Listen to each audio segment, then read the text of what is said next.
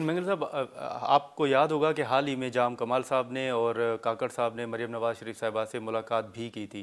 اب یہ باتیں بھی چل رہی ہیں، ایسے تاثر بھی دیا جا رہا ہے، آپ کو بھی لگتا ہے کہ کاکڑ صاحب، جام کمال صاحب نون لیگ میں شمولیت اختیار کریں گے؟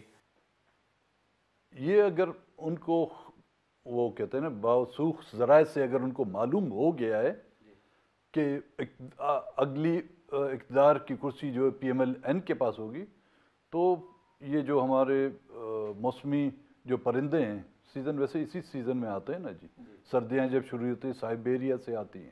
یہ جب اہم شخصیات اگر چلی جاتی ہیں نون میں تو باب پارٹی کا مستقبل کیا دیکھ رہے ہیں پھر؟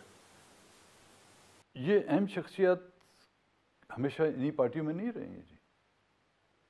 دور آپ ذوالفقار علی بھٹو کے دور سے دیکھیں، یہی اہم شخصیات انہی اہم جماعتوں میں رہے ہیں۔ ضیاء الحق کا دور تھا، ضیاء الحق اہم تھے تو یہی شخصیات اس میں تھی۔ پیپلز محترمہ بے نظیر کا دور آیا، یہی اہم شخصیات ان کے ساتھ تھی۔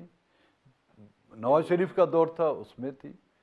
پھر مشرف کا دور آیا، 12 سال جو مشرف کا دور تھا، ان میں سے کسی ایک نے جو ہے جنرل مشرف کے غیر آئینی اقدامات کی مخالفت کی۔